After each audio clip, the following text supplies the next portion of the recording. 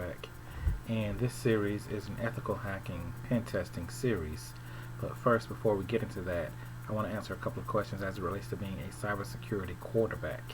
I have received a lot of emails about how to become a cybersecurity quarterback, so I want to briefly talk about that and encompass that into the whole ethical hacking series.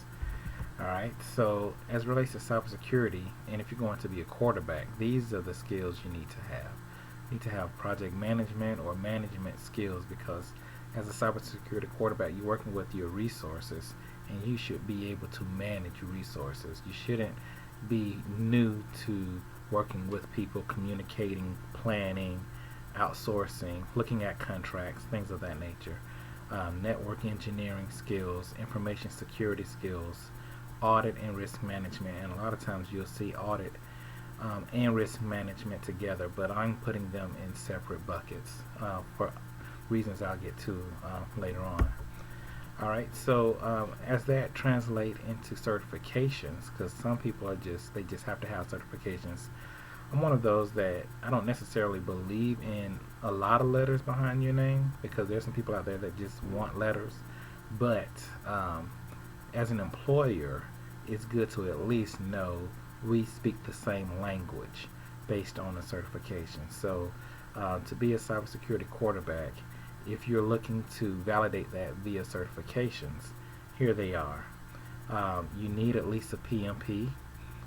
That's one of those certifications for a cybersecurity quarterback I believe you have to have. Network knowledge, CCNA is good for that. I believe information security knowledge, a CISSP, is needed. You need the PMP and you need a CISSP to be a cybersecurity quarterback. So that the CISSP gives you an overall strong information security knowledge and communication vocabulary skills. You should understand risk. I'm not saying that you need to see risk, but it's very helpful when you are determining your threats, vulnerabilities, assets, business continuity plans, disaster recovery type plans. That's all encompassed in risk, and I believe if you're going to be a quarterback, you need to understand your risk. And specific knowledge within InfoSec, you can break it down and go into a lot of different areas, but these are the ones that I like to focus on. Pen testing, because you don't know your vulnerabilities unless you test for them, right? The CEH is a good place for a cybersecurity quarterback to lay his foundation, and this is what this series is built on. This part of cybersecurity quarterback, and we're going to talk about ethical hacking. And after that, your forensics. You need to be able to go in and see what's been done inside the network and know the changes and look at the logs and do some auditing in order to determine what cybercrime has taken place and to be able to prove it, chain of custody, evidence gathering, things of that nature. And also application hacking. There are a lot of apps out there, and there are a lot of vulnerabilities in many of the apps that you download on your phones and tablets. So those are the skills that I recommend. If you have to have letters behind your name, those are the letters you want to have. But if there were 2 or 3 I think you should have, PMP, you have to have that. CISSP, you have to have that. And pen testing, this CEH is a good one to have, even though it doesn't prove that you know how to hack, but the commonality in terms, knowledge, it makes sure we're speaking all the same language. There are better pen testing certifications out there, and we'll get to that toward the end of this series. But again, for overall knowledge, talking about the same thing, communicating the same way, that's good to have. It's recognized in the industry. Alright, so let's talk about pen testing and ethical hacking. So before we even start this lab we're going to do, and it's a very simple lab, these are things I think you should know before you even look at doing ethical hacking. You need to know the OSI model, and I'm not going to get into it right now, but the way I remember it is, please do not take sausage pizza away. That's your physical layer, data layer, networking layer, transport layer, session layer, presentation layer, transport layer, presentation layer, and then your application layer. Those are the different layers in the OSI model. in which your data is communicating from one system to the other. So you should know that inside and out. Risk management, what are threats, what are vulnerabilities, what are assets, what are controls. The thing that trips most people up in that category is that assets are not necessarily just devices or servers, but they also can be people, it can be knowledge as well. And so what are the threats to those people? You don't necessarily want to have your CEO and CIO on the same flight. Those assets, you don't want, those are single points of failure, both of them go down. Your vulnerabilities, what are the vulnerabilities to certain applications, to certain devices? Controls, what are you doing to stop them? CIA, confidentiality, integrity, and availability. This is the crux of cybersecurity. And security policies, like you may have policies at your job that you have to sign to make sure you know what the rules are as it relates to engaging in emails or social networking sites as it relates to your job. So these things you should know before you even get started. And I actually didn't plan on going through those, but I did anyway. So something else you should know, or you may not know, but just diving straight into ethical hacking. You have different classifications. You may have heard of these by now because it's been publicized in the news and in movies. You have white hats, black hats, gray hats. You don't really hear about gray hats. And hacktivism. I don't have hacktivism in here, but those are hackers that are politically motivated to do their hacking. They believe because of their political beliefs, they believe information needs to be shared, or they believe that the world is evil because financial gains are not shared equally, so they decide to take down whatever financial organization out there. Those are hacktivism, but it's still illegal. You may think it's a good thing to do, like Robinhood, but that's illegal. So those are hacktivists. But anyway, let's go through this list right here. White hats are the good guys. Those are people who have been paid to and given authorization by the correct individuals to hack or to do a penetration test for a company to discover their vulnerabilities. They document everything they're going to do. It's all signed off, and they go and follow those steps and procedures that they've laid out with the teams that they are working for, and they produce reports and they give them their vulnerability reports, and they also suggest ways in which those vulnerabilities can be fixed. Black hats, those are the bad guys. Those are the ones that are doing the same things that the white hats are doing, but without permission. They're doing it illegally. Those are black hats. Gray hats, well, that's kind of in the middle, and the best example I have is that if there's a parent and they're using white hat techniques to spy on their teens, to make sure that they're safe, that's kind of a gray area. So gray hats are in that in-between area, but you should always have permission before you do anything, and that's what white hats, that's what you always should have. You should never do anything without permission and without getting paid. If you're doing it without getting paid, then you're borderline black hats, because you're just doing something and you may not have the real authorization to do it. You always get paid. That's part of your proof for you doing what you're supposed to do as well. So there are 5 phases of hacking. You have reconnaissance, and that's what our lab will do today. Scanning and enumeration, I guess that's part of what we'll be doing as well. Gaining access, maintaining access, and covering tracks. So the most important phase is actually reconnaissance. Once you plan what you want to do, then you do it. But if you have a bad plan, you'll get caught, or you will not achieve the results that you've promised to your employer, and you won't last very long in pen testing if you don't do proper reconnaissance. Now obviously some tests you will be told what to test, so there's not too much reconnaissance in that regard, but if you still can know exactly what you're doing, what you're looking for, how to get there, where the vulnerabilities, and you'll do some of that in scanning and enumeration as well.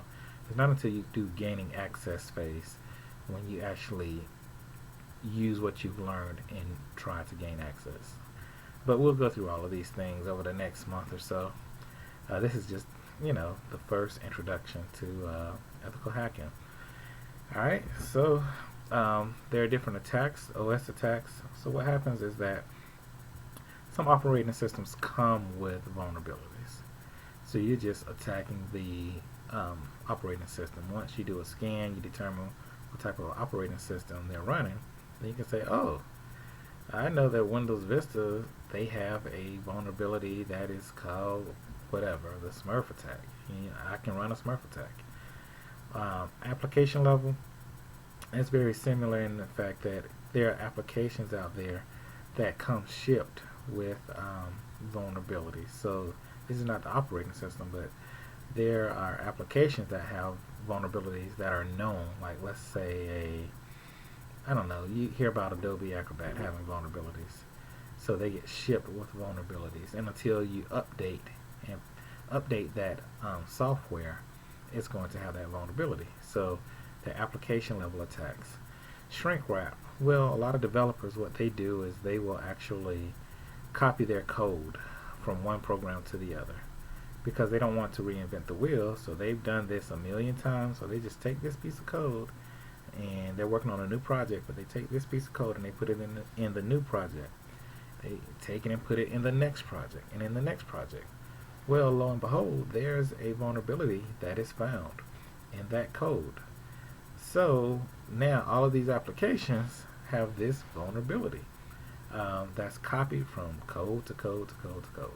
So that's called shrink wrapping. It's basically just like you have a product, it's shrink wrapped and sent out. Well, developers do that with their code. And misconfiguration. A lot of times there are, you know what, I thought about something as well. With the application level, before I forget, there are applications that are on the networks also that are vulnerable. So it's not just like on your desktop, or on your laptop, or on your phone, but on networks there are applications that are running and they have vulnerabilities. And the reason what made me think about that is because of the misconfiguration attacks. Many times the network may be misconfigured or the operating system may be misconfigured. You may have an admin who wants to make it easy for all of the users to get to a particular application, or to like with single sign-on and all of these other different techniques to allow access. They may make it easy for them to receive access to certain files, which makes the system vulnerable. So there are misconfiguration attacks that take advantage of that fact because let's just face it, admins are under a lot of pressure, and sometimes they may skip certain steps or make it a little easier just for convenience for their users to get to the files, folders, programs that they need to do their business every day. So let's go ahead and mess around a little bit. Let's do some example. Like I said, this is more about reconnaissance, information gathering, and maybe scanning, do a little scanning enumeration. So a simple example is to open up your command prompt, type ns lookup, and well, you notice it gives me my IP address. Not a big deal. A lot of people will blur this out when they're doing their presentations, but everybody has the same one. Now, if I went to my virtual machine, it would be a different IP address. And plus, my IP addresses are regularly changing, but this is not a big deal. So this is my IP address. But you notice I'm now in interactive mode. I have an arrow here versus a prompt. Alright, so let's put in www.youbettertry.com. youbettertry.com. Alright, so it's coming from here, and this is the name of it, the other name for it, non-authoritative answer. Here's the other name for it, here's the IP address. So you get some information. Again, the best thing you can do is just get information. And so now let's type help so you can see the different options that you have. Alright, what you can see is that we did name, right? Print information about the domain name. Name 2, same thing, but on the server. Help, that's what we're doing. And set, so these are all the different sets you can do. I want you to focus on set type. And you can do a query. And these are the different types of queries you can do. So let's do one. So set type equals A, and I'll do www.youbettertry.com. So that's the same thing. So let's do set type equals MX. See? Up here at MX. And I'll do the same thing. I hit the up arrow twice. Now you start to get a little bit more information here. Alright, so what do we have here? The primary name, the mail function, right here. So you get to see, okay, so this is hosted by, looks like Yahoo Inc. The serial number. What's important is that this number right here, sometimes it has a date, and you can look at when it was either last refreshed or installed. The refresh rate, 30 seconds, retry rate, 30 seconds. If it doesn't receive a response in 1 day, then it will revert back to a particular configuration or will not respond at all, and the default 5 minutes. So you start to get a little bit more information, right? So that helps out a lot. And when you know what to do with this type of information, which we'll do in a couple of other videos, you'll be able to use this information to time certain tasks that you want to run. Alright, I'll spread it out a little bit for you. Alright, so let's say our target, we're going with You Better Try again.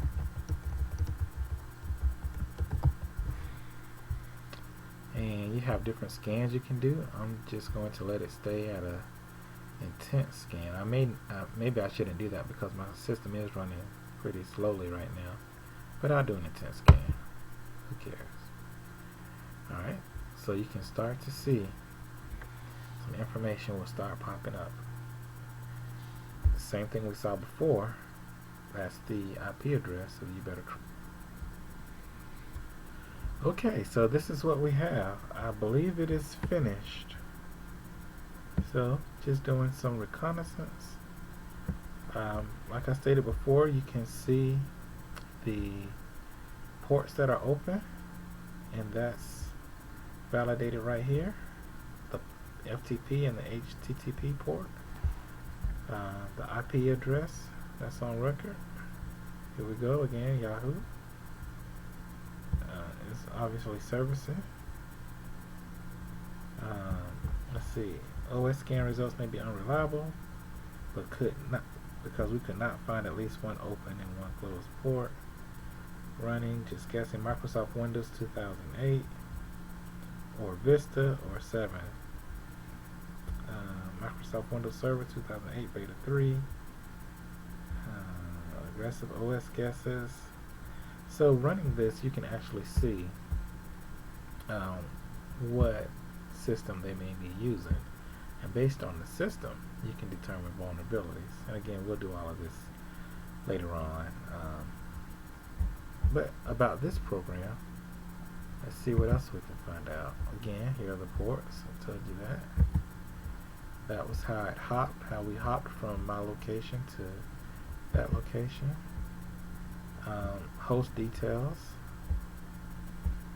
and there's a ton of information inside, and then there's a history of scans, right, if you click on that.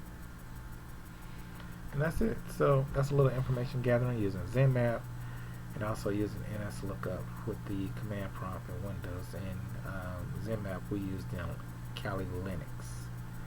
Alright, so I hope that helps out a little bit, and come back for my next video and also leave a message or ask questions, and I'll be able to help you. Alright, thanks.